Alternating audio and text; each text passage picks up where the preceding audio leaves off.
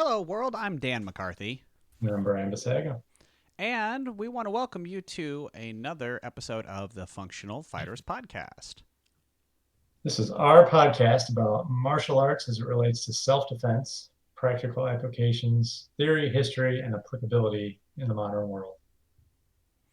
And for our topic today, we want to discuss the real world, the modern world. We want to talk about things that affect your training and or teaching of the martial arts that maybe come from outside of the training hall. Absolutely. I think,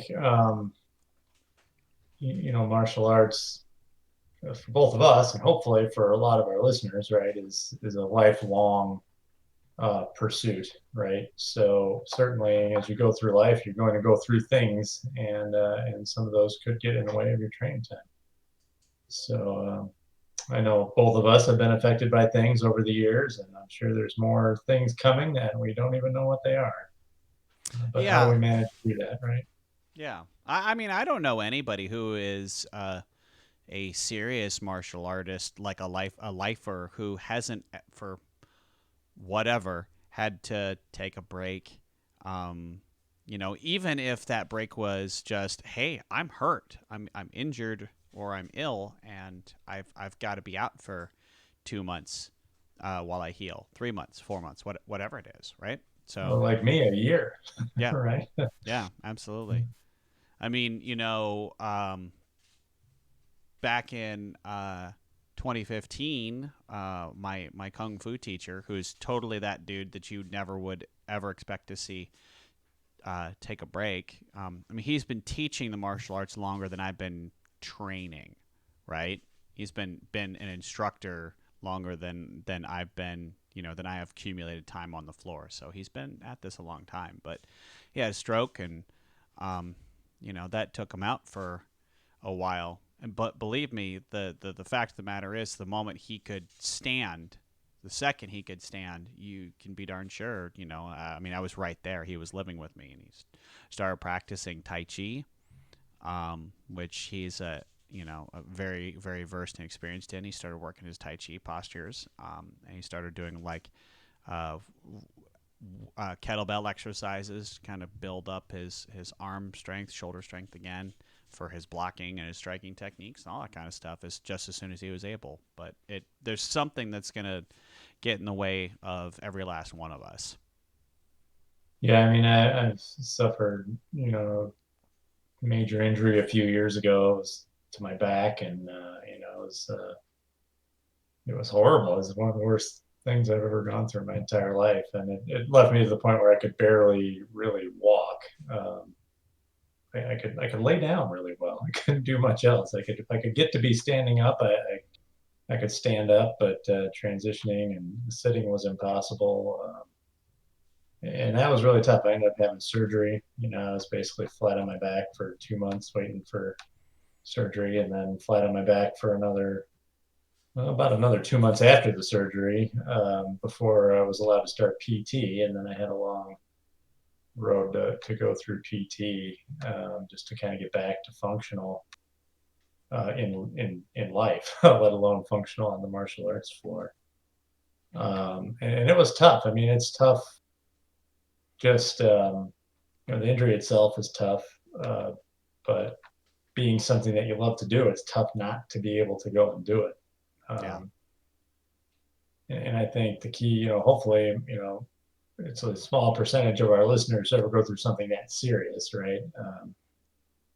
But the key thing is, at least with the things that were going through my mind that whole time, were like, how do I stay engaged? You know what I mean? Like, I miss it. I want to do something. I'm disciplined enough not to go back and train too soon, right? And re-injure myself and perhaps, you know, make it longer or never being the time that I could get back. But what are other ways to keep engaged? And I think that was one of the key things for me was just finding things to read, writing down ideas for classes and drills and things we could do when I did get back.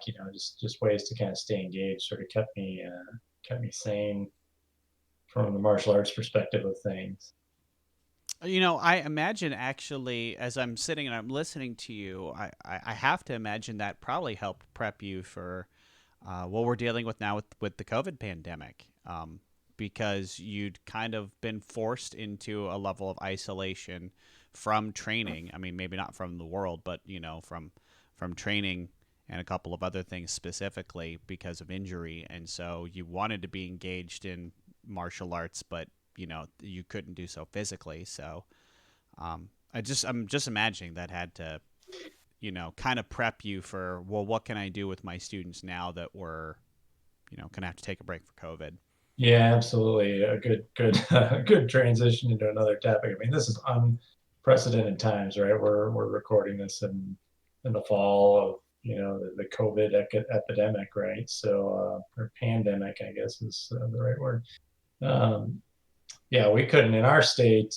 We could not meet face to face for 3 solid months.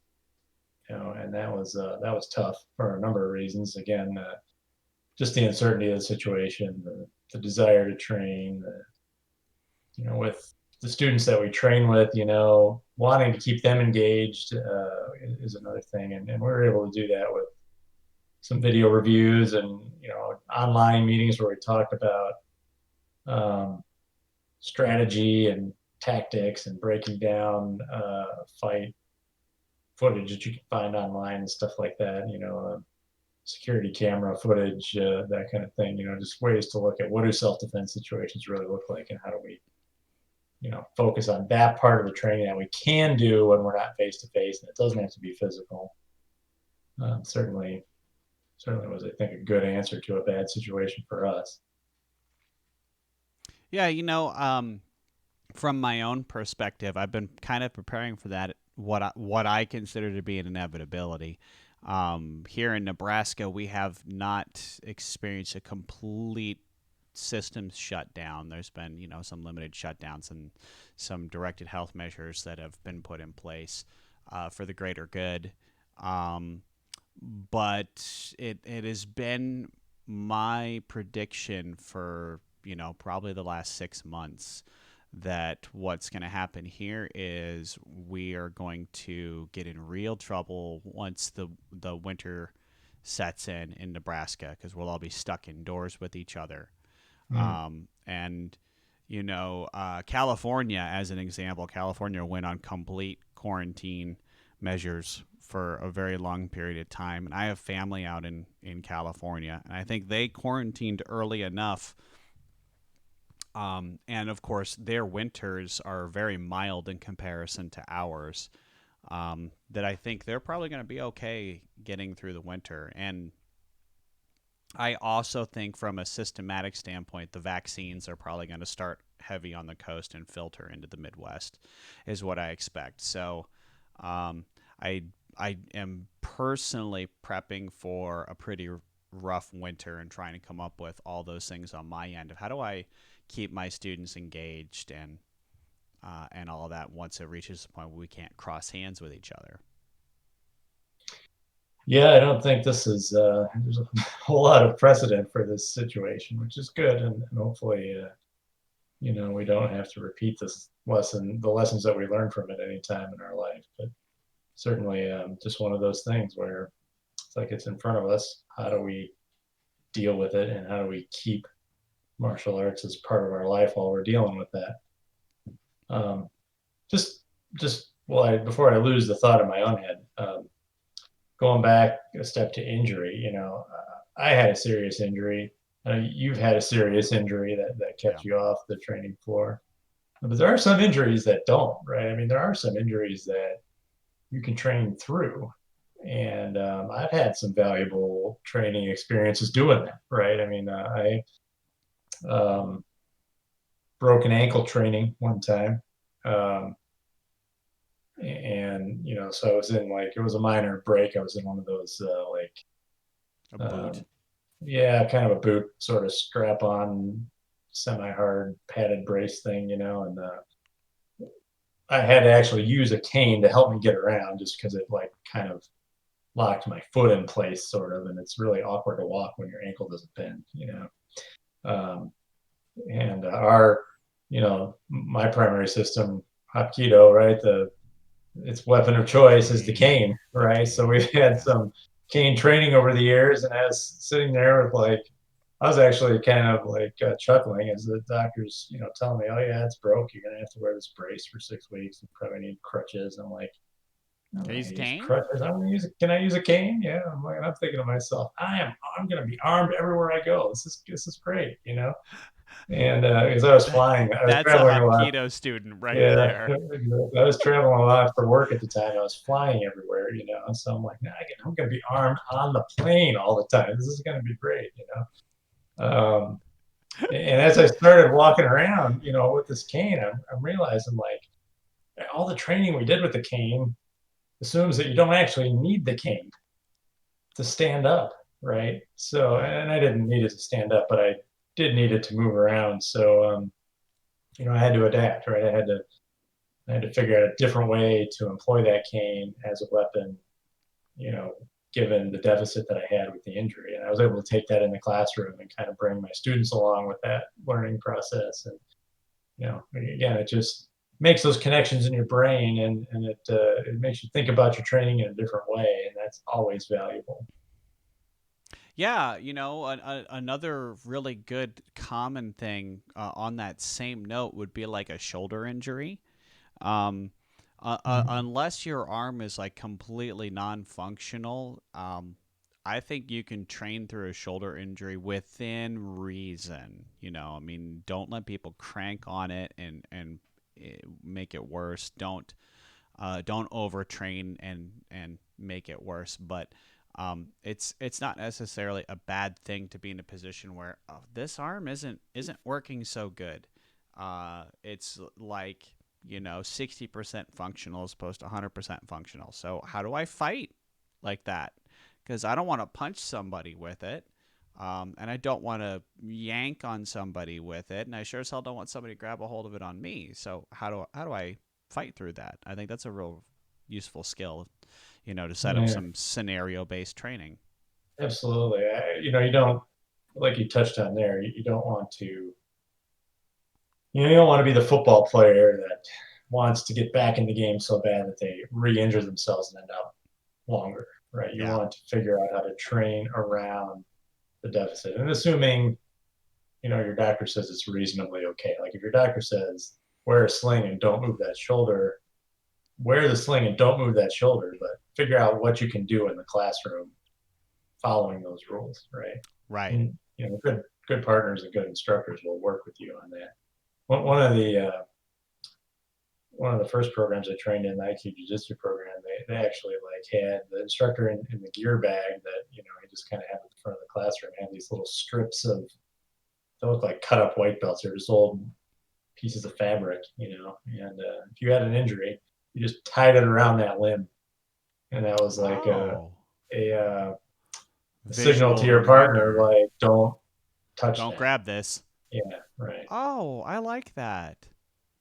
Yeah, I like that. That's pretty ingenious. Yeah, it just I think I'd almost forgotten completely about that until just now, but that is what they did there, and it worked out pretty well. Yeah, that's a great adaptation. I may actually figure out something similar to that for my own school. Now I've never thought of that before, but I found that pretty revelatory. It's pretty cool. Yeah, I mean, I've had a couple of hand injuries, just like working with different tools and being not as present in the work as I probably should have been. I've injured my fingers and had to have stitches and big, like a big like dressing and all that kind of Mm-hmm. stuff. And it's like, all right, so now for the next 2 weeks until this comes off or whatever, every every class is one-handed class, for me. Or And here's the elbows. yeah, right, right, exactly. Can't use the hand, I can still use the elbow, or I can't do Mm-hmm. this, I can still do that. And, Yeah, those are good ways to train. those are really good things because that very much lets reality sit in the idea that um, don't focus on what you can't do, focus on what you can do. Yeah, I think that's true, and that spills over in other things that affect your training too, right? I mean, injury is certainly a big thing. Although you know, for maybe some of our listeners who are newer to the martial arts, you'd think like a sport where everybody gets together to, train joint locks and strikes and throws and all that stuff would have a relatively high rate of injury, but actually martial arts training doesn't, right? I mean, I think we train pretty hard to, new students. We train new students pretty hard to learn how to not get hurt while they're training, right? And it is we do control the environment. A good school anyway will control the environment to push you to your limits, but not to the point where you're going to injure yourself or someone else, right? Yeah, Uh, that's a really important part of the whole training effect is having the balance between uh, the the right level of challenge, not too easy, not too hard, in order to make sure that there's actually some ground gained by the practitioner. yeah, and as an instructor, I think you have to learn how to look for that, right? Like especially when you get into these force on force type drills or the less controlled type drills, where like people's competitiveness kicks in a little bit. You have to kind of learn to see that, like, all right, this guy is about to brute force it or do something that that's going to get out of control, and that's when you step in and stop the drill or whatever, and then reset the situation for him. But Yeah. yeah, so injury, for me has always happened, except for the one time when I did, chip that bone in my ankle. Has always been outside of the martial arts studio.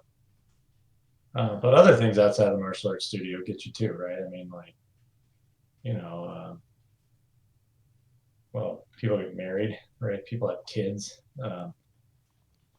Those things are stressful times of change in your life, right? And it can be hard to get into the dojo Yeah. twice a week or however often you normally train.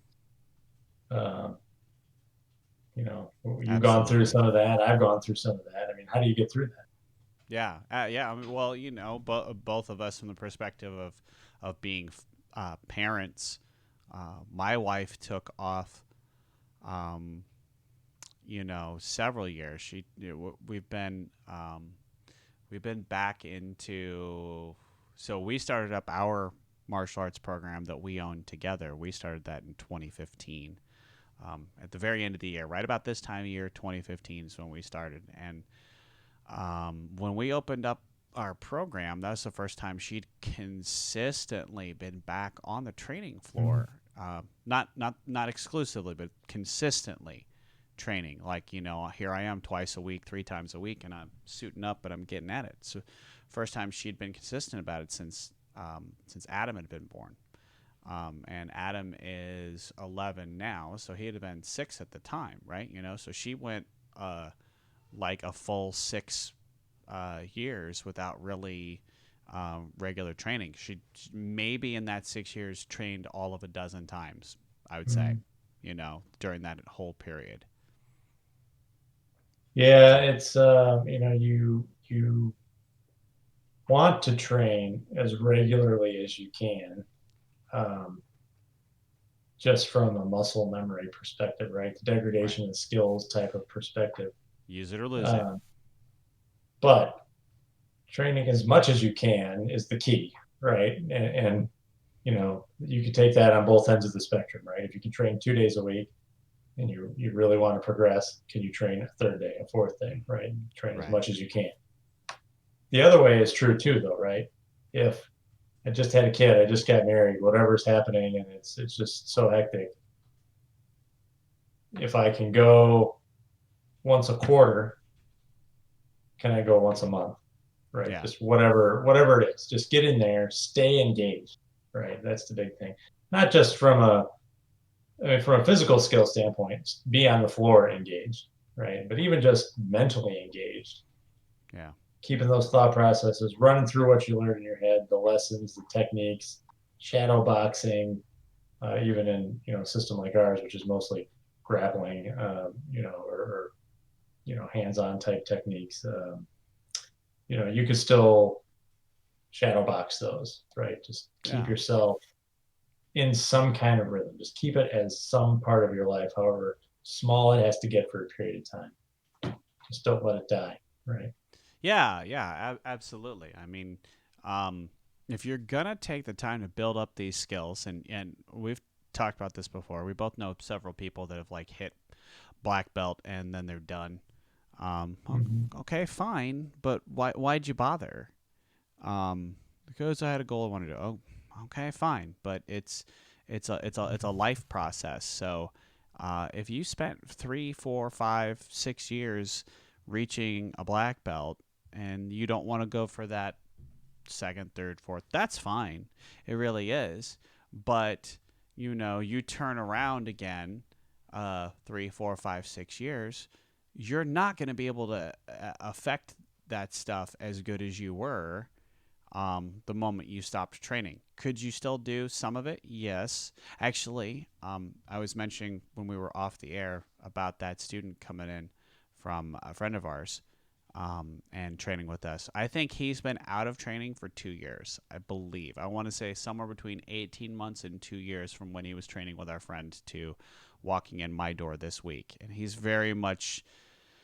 having a very hard time right now, kind of with just um, it's not the fact that he's having trouble with kicking the rust off. He's doing that. And I told him tonight actually is really commendable from my standpoint, but he's struggling mentally with in his head. He's like, I've lost so much. Yeah, right. He I knows. you know how hard you worked to get there, and then now Yeah, you know that it's gone, right? yeah, Sure. yeah. And the same thing happens in fitness as well. People will spend a lot of time. They'll lose a lot of weight and they'll get fit, and then they will be like, I got to my goal, yeah, and then they'll turn around and they'll go back to their old habits and um, turn around 18 months later and look at themselves and go, shit, pardon me, I'm worse off than I was when I started this journey. um, Mhm. Could be. Sorry for the exclamation there, but that's a very real thing Yeah, right. you I mean, know people kind of, people have some idea of this in their real life. I mean, like riding a bike is, is the thing. Like you never forget, right? And that's kind of true. I uh, mean, like yeah, I went a long time without riding a bike, and yeah, then I got back on a bike and I could ride the bike, but I couldn't ride the bike like I did then, right? It's other people like yes, I don't golf, but you know, I work with a ton of guys who golf, and that first nice spring day, that's like, what are you guys doing this week? And they're like, we're going to be on the golf course, and then, what happens on the next Monday? How did golfing go? Oh man, oh, it it was sucked. terrible, and that Yeah, was what, like 4 months of winter months, between the months. last time they played golf and Yeah, now. And that same thing happens yeah, with your martial arts skills. I yeah. mean, I, you know, I like to cycle, and so when what you just said about riding a bike is 100% accurate. So it's just like riding a bicycle. Anybody who says that analogy has never, ever, ever experienced what that's actually like, because I rode a bicycle regularly up until I was probably about 17 years old, and then didn't get on a bike again until I was in my late 30s and bought myself a really nice Trek cycle and decided to get back into cycling for cardio. I remembered how much I loved it when I was younger, and I'm like, this would be fun. And I got psyched up, and I went and I spent all that money on the bike, and I got on the bike, and I'm like, oh God, this is so much harder than I remember, because I used to ride and put my hands down. I could cycle and balance without even needing my hands, and I could pop wheelies and all ride the bike up on the wheelie and all that kind of stuff. And now here I am in my late 30s. I'm like, I don't want to take one hand off of the yeah, right. handlebars. I'm like, this is not uh, as easy as I remember it being. And I tried to get my wife on a bike. Um, maybe like 2 years ago. Like, come on. I took her over to the cycle shop and I put her on a bike, and she was just like, yeah, no, this isn't happening. All it did for her was cause anxiety. She's like, yep, this isn't worth it. I'm not Yeah. spending $600 or $700 to all this stuff, to be anxiety ridden when we go out on a bike until I get back on it. She's like, nope, I'm done with bikes. I'm like, okay, legit. I get it. Sure. Yeah. Now, I guess on that note, to our listeners, if you're listening to this podcast because you're thinking about getting back into the martial arts, I mean, you know, the thing to keep in mind is like some of that stuff will come back to you. Absolutely. You're you won't pick up where you left off, but it will come back. It will just be a process like you went through before, right? You tried something out and you kind of made it work and you weren't as good at it as you wanted to be or thought you could be, and you practiced it and it got better, right? And that's exactly what will happen. It doesn't matter how long you've been out. If you keep practicing, you will get better. So, don't let that dissuade you from coming back in. In fact, one of my current students, um, he had studied some kind of Shotokan karate like when he was in high school, and he's older than I am now, right? So it had been quite a long time from then until he set foot in my classroom, and there would be times when we were practicing like, okay, we're going to do this, or whatever, and he would just do something that he hadn't done for 20 years, right? Like this It was just so inside Shotokan. block or something, right? And it's like, where did that come from? And even years on now, he's extensively trained, in our system now for a couple of years. And occasionally you still see some, so it's never gone, right? It just needs to be recultivated. You just got to go pluck the weeds out of it and spruce it up, and after a while, it will start looking good again. And to go back to the bike analogy, maybe what you just need to do is put the training wheels back on for a little while, right? I mean, you still kind of get the concept of the skill, just set yourself up for success um, early on when you're just coming back into it. Don't go full tilt boogie and decide you're gonna just rock it. Just take your time. And I did the same thing with Filipino Arnis. I've been as you know. I mean, I started doing that with you. Many many moons ago. I mean, that would have been 2003, 2003 when I started training in the Philippine martial arts, and I trained, semi regular in that for a very long time, all the way up until like 2000 and probably up through 2012 consistently, and then from 2012 to 2015 intermittently, to now I'm doing it again on a weekly basis. And every once in a while, there's those moments where I take my partners, even though they're my junior rank, and I tell them slow down. I need to slow Right. down. I need to slow down for my own sake. I'm not afraid to admit that fact, just so that I do it right. Because I'd rather do it right, rather than build bad training habits and try to keep up appearances for my ego.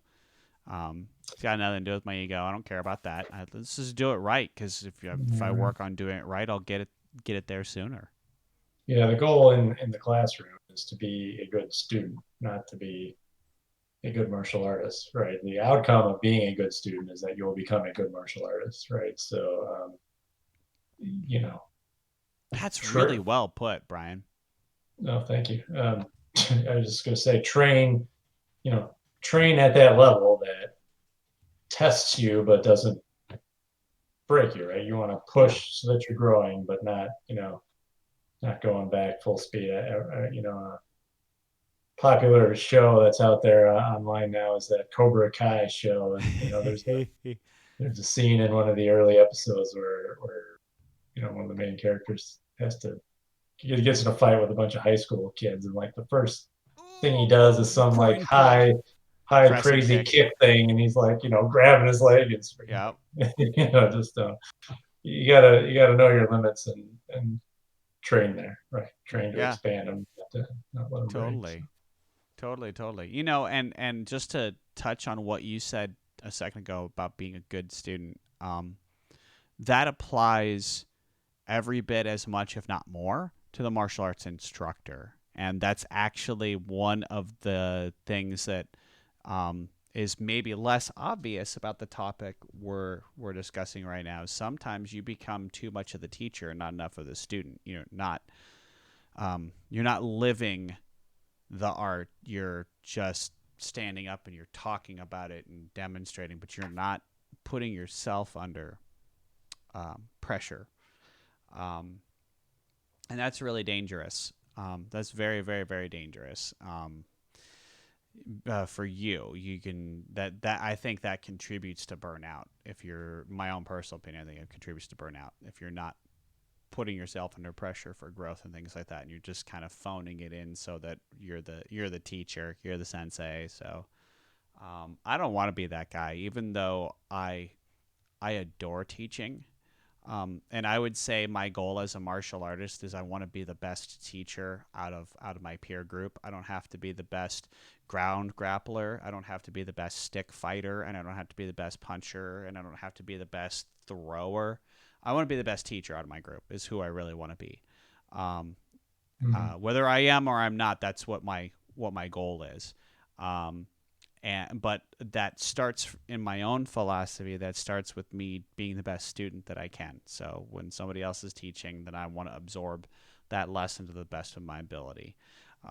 If I'm not with anybody and I'm by myself, then I'm going to focus on my training, and I'm going to make sure that I'm dotting my I's, I'm crossing my T's. So, when I work the heavy bag, I work on basics, and I keep my basics sharp. I still hit on a weekly basis. I still hit my basic punches and my round kick and my side kick and my front kick and my back fist and all those elementary percussive elements.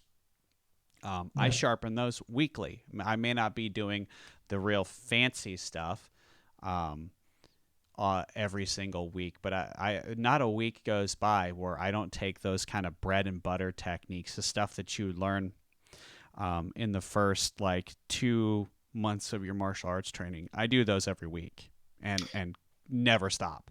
Yeah, and those are good things that, again, people who are disconnected from training in the classroom one way or another can do at home, right? Yeah, Just into the air, if that's all you have. Or, you can go online and find ways to make your homemade punching targets or kicking targets or stuff, or even you just go buy one, for your own home off of, one of the there popular websites or something like that. Those there's are, a really cool how to, I think, on Pinterest of how to build your own grappling dummy. Right. I'm sure. So for like BJJ practitioners, there's totally a how do you make a duct tape dummy for BJJ, which is cool. That's really cool. Yeah, yeah, definitely a lot of creative ways to stay engaged. I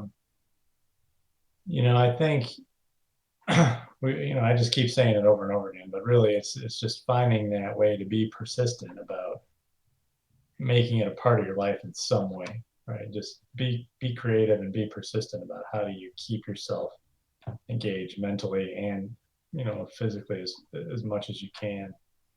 One of the other things that we talked about injury. I mean, some people go through major life changes, right? Like become crippled or long time deficit. I mean, I'm lucky with my back injury. I have some permanent deficit, but if you didn't know me before, you might not notice now, right? I'm Right. mostly normal, thank God.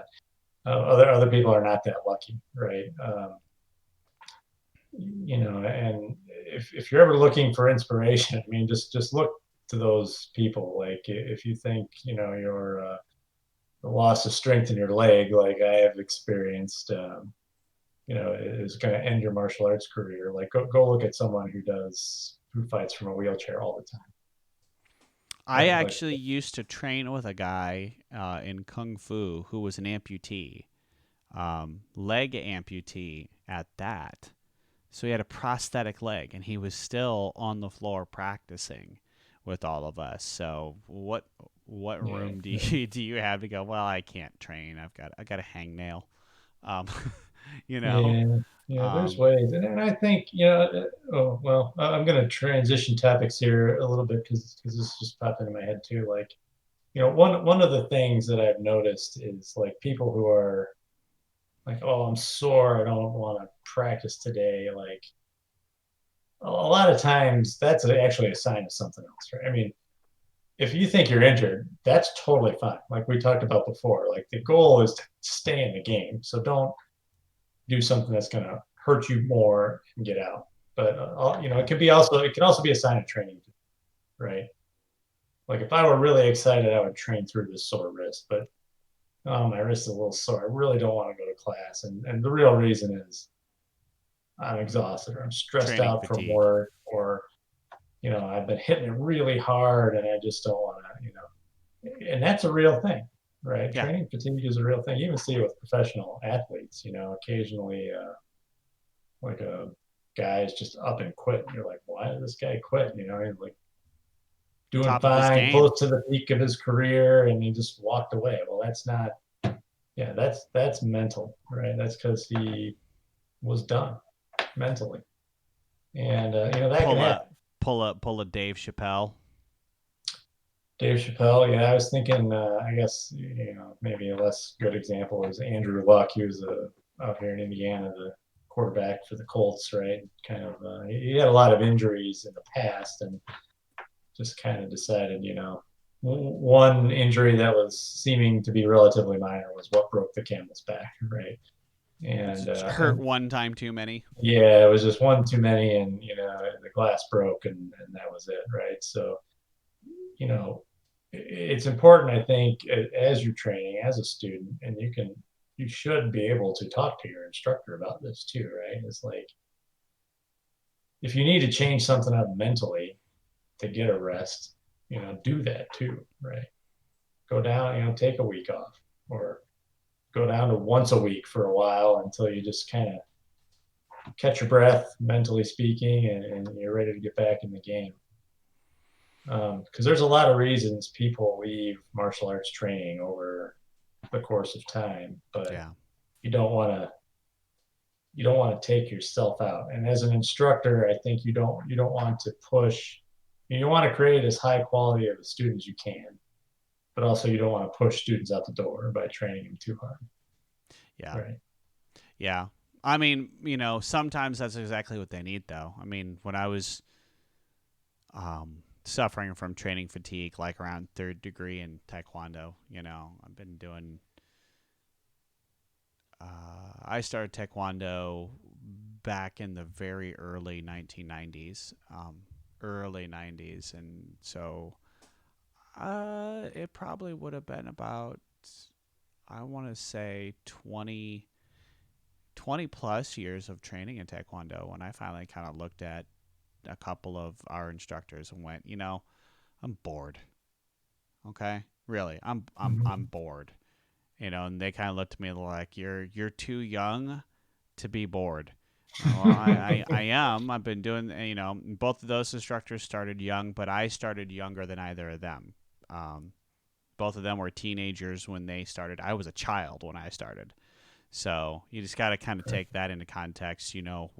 Wherever they were at in their training, I had, I'm the younger one by like 10 years, but I also started training 5 years before they did. So, Right. um, Yeah, stagnation is a thing, right? Where yeah, you're just like, yeah, yeah. I'm doing the same things over and over again. I just needed a That's good butt kick in. I yeah, seriously needed something that was going to challenge me.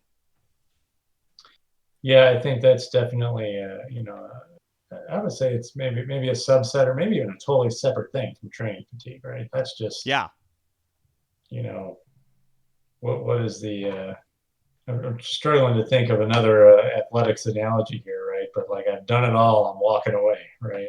right. You know, no one in the Yeah, I martial don't. arts has done it all. I mean, you train for 20 years, and there's still more you don't know than you do know, right?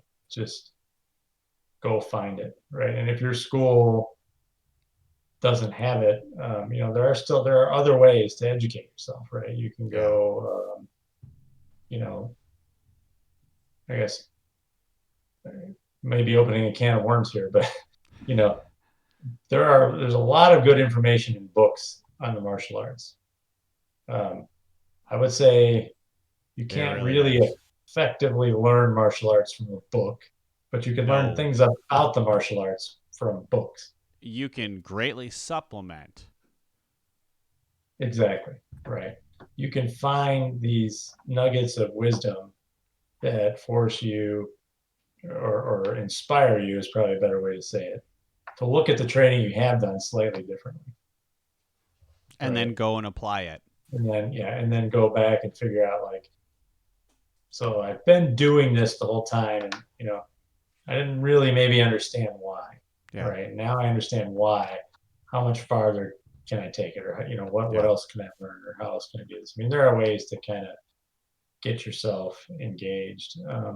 Find craftsmen of other types like do this a lot as well, right? Like you're a wood carver and you discover some, you've done it all, right? And you discover some Go do antique glass piece blowing. somewhere that's like, oh, I've never seen this particular application of, I can see exactly how this guy did it. I've never seen it done that way before. How can I now take what I know and recreate that? Yeah. Or, you know, branch out like you were talking about there, right? Find Yeah. another system to learn and add. There's all kinds of things out there. So I while you were talking, I had a thought to counterbalance training fatigue. What's the opposite side? The other side is the glass ceiling, right?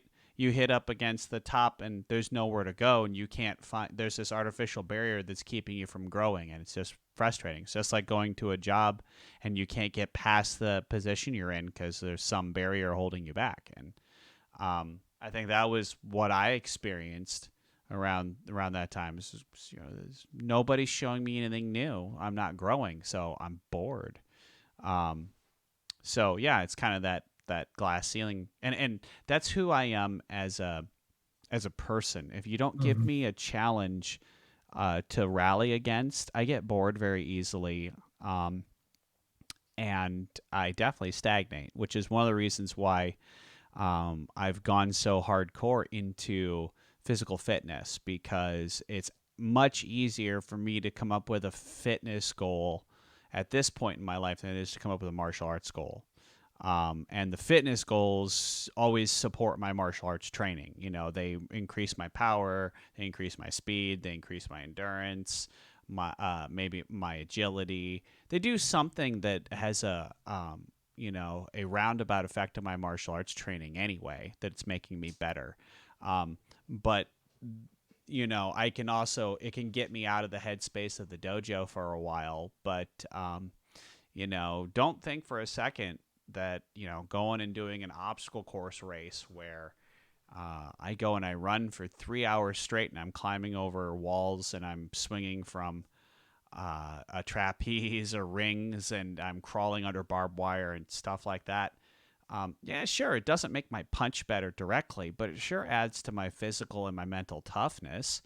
And it adds to kind of my reaction time, and it makes me very present, very aware. And so it's got, kind of a secondary effect on my training. And it doesn't make me not want to train. It's not like it's something I do instead. I'm going to go do this instead of martial arts now, right? It hasn't taken the Right. place of my martial arts training, But for me, martial arts is my life. It is. It's for some people, it's a hobby, and there's nothing wrong with that.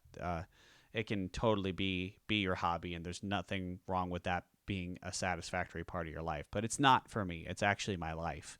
Um, Obstacle course racing is a hobby. That's Yeah, sure. that's my hobby, and that's something I do to get away from martial arts, so that I can do something that is fun and is not. At the end of the day, if I do an obstacle course race and I sucked that day, it's not a big deal. I've had bad races. I don't care. It's not a big deal.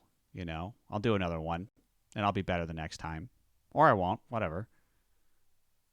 Yeah, I think we could do a whole episode on like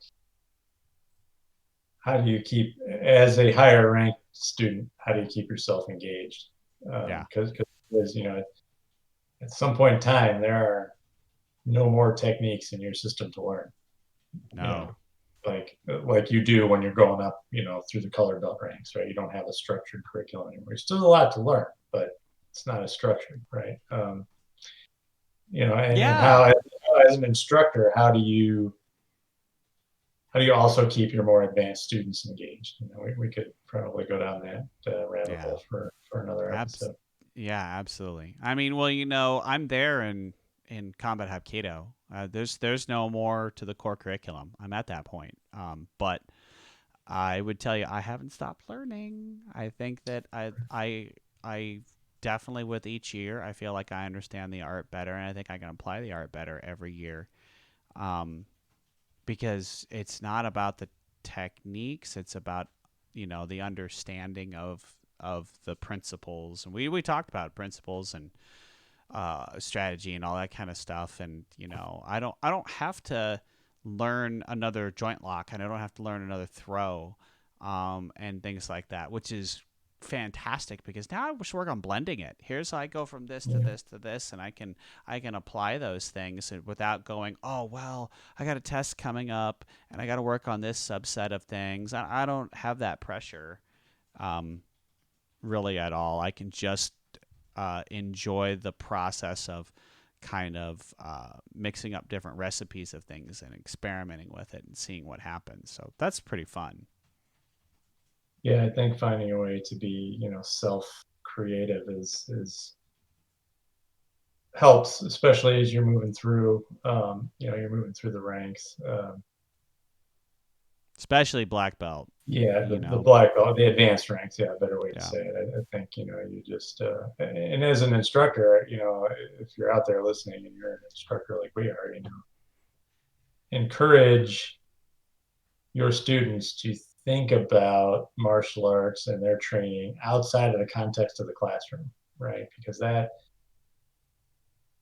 when they're doing that as they come up, they're asking you questions, they're learning, they're engaged, and they're building that habit of, like, how am I sewing martial arts into the rest of my life, right? How am I thinking about it all the time?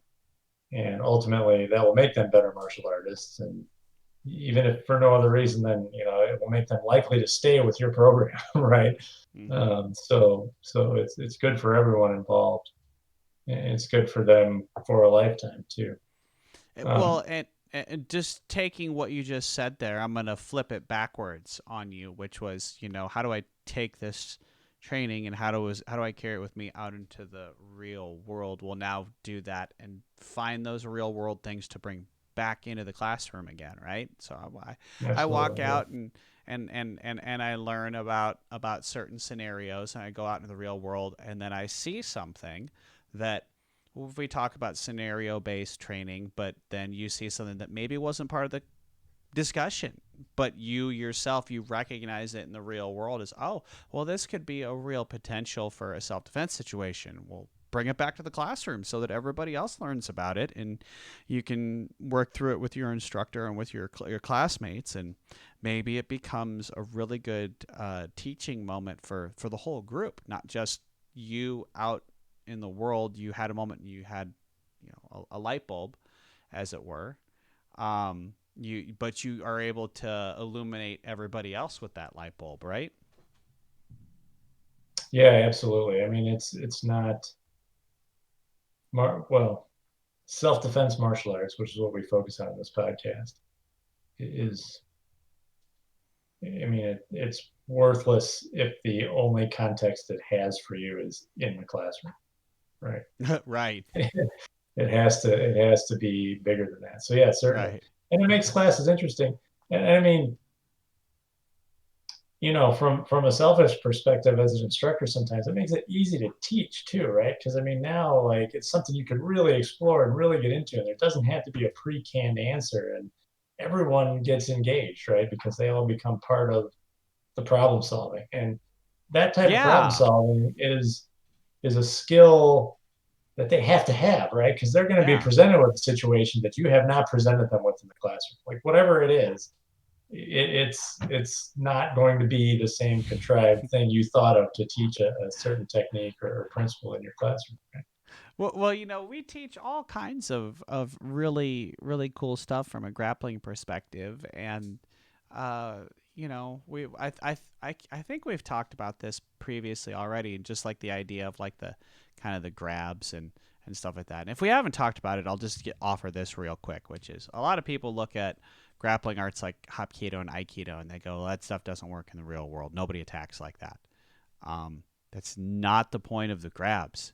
The point of the grabs is just to give you a reference point for learning the material. They're not really, as a general rule, intended as the actual application. They're just kind of they're kind of like your textbook. You learn from a workbook, and you kind of build the answers in your workbook, and then we shut the workbook and we give you the test. And a punch coming at your face is the test. A bear hug is the test. A full Nelson. Um, those are the real world scenarios people think about, or a lapel grab or whatever. But then something really bizarre happens, like you're out at a Halloween party. You're out at a Halloween party and you're dressed up like a Jedi Knight, and somebody grabs a hold of your lightsaber, um, and you're standing there and you're like, holy crap, this looks exactly like all the wrist grabs I've ever dealt with. It's just he's grabbing the lightsaber instead of my wrist. Instead of him reaching here, his hand's right there. But my brain immediately lights up with, oh, I can do this, I can do this, I can do this, I can do this, I can do this. Before it's become a real dangerous situation, my brain has already started to do that whole pedal loop thing, and has gone, well, I've perceived. I'm going to evaluate now, and I'm going to decide to put him in a wrist lock. And so I do.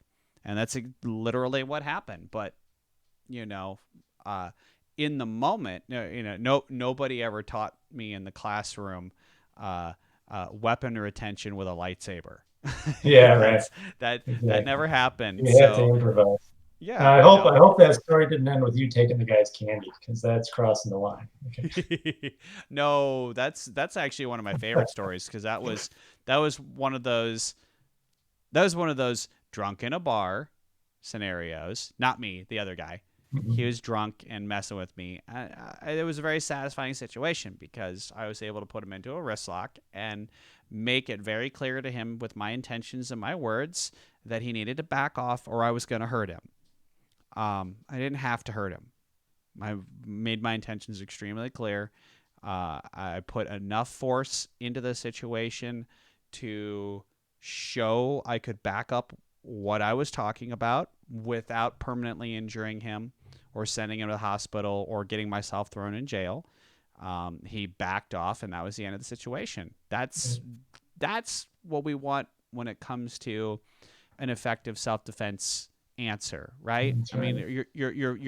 your best bet is to avoid getting there to begin with. But if you end up in this situation at all, you really can't do better than that. Because I was able to quickly decide on a technique before this person harmed me, and I didn't have to harm them in order to resolve the conflict. That's Yeah, good self-defense. absolutely. That's right. That's the second best outcome, right? The first Yeah, best is you didn't get in the situation to begin with, but right, second best is you end it as peacefully, as quickly as possible. right, So, absolutely. yeah, I mean, like there are just so many things that come with life, and I'll say it for probably the 100th time in this podcast. Just don't let the habit die. Like when you find yourself in that situation because you can't train as much or as often or at all, just find a way to keep engaged, Keep the physically if spark. possible, mentally for sure, and that will take you a long way. Yeah, And hopefully the school that you're at is, you want your training partners to kind of be a community. Like, you're not going to be best friends with everybody you meet, right? But you kind of want that classroom environment to be a friendly. familial, or at least, yeah, friendly type of and supportive environment. So you miss those people when you're gone, right? And even if even if the only thing you can do martial arts training wise is meet one of the other students that you know for coffee once a week or once a month or whatever. Just that's another way that really helps you stay sharp mentally and stay in the game. I And have that can, students I haven't trained with for years, who still I'm in regular contact with, and that's perfectly fine. You know what I mean? Either they've gone on to other things in their life, or now's not a good time to train, or whatever. That's okay. It's not my life to live. It's theirs to live. So I don't make those decisions for them. But I'm still here for them. Anytime they want me in their life, if they're looking for advice, I'm here. Or if they just like my company, hopefully, I'm here. So yeah, that's not uncommon at all. I had a student who came in Monday night just because Monday actually was my birthday, and this student texted me on Facebook and said, "Hey, I hear somebody is a little bit wiser," and I said, "Nope, just older." I said, "Just older." He's like, "All right, well, I'm gonna come see you tonight." And I said, "Okay, cool." And he came in, and we just enjoyed each other's company for a while, um, and that's always welcome. If the dojo becomes a safe haven where you're welcome, even when you're not training, that's not such a bad thing. Absolutely true.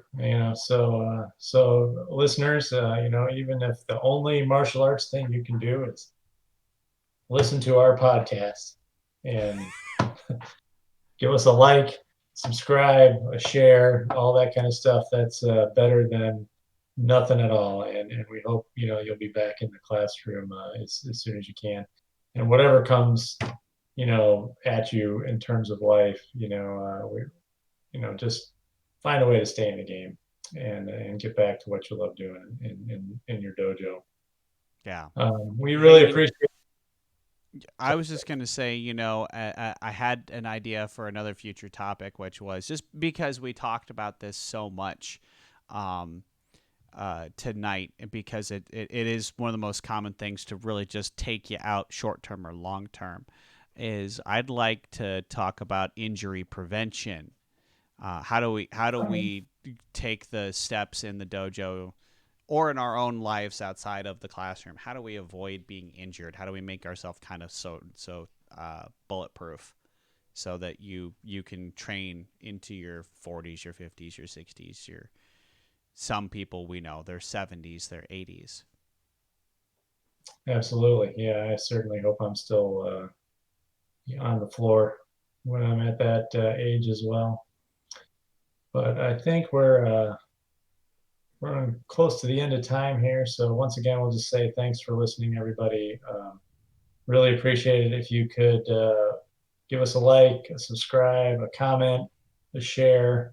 As always, if you got questions or topics you want us to talk about in the future, hit us up. We're definitely willing to entertain those. And please join us again next time when we will discuss sparring. Is it good or is it bad? Just gonna give everybody a preface to that one. I'm right. So when you Uh, listen to that one, when you listen to that one, I'm the one who's right.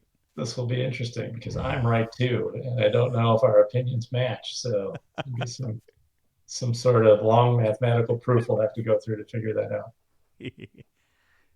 All right. Thanks so much, everybody. Take care. We'll see you next time.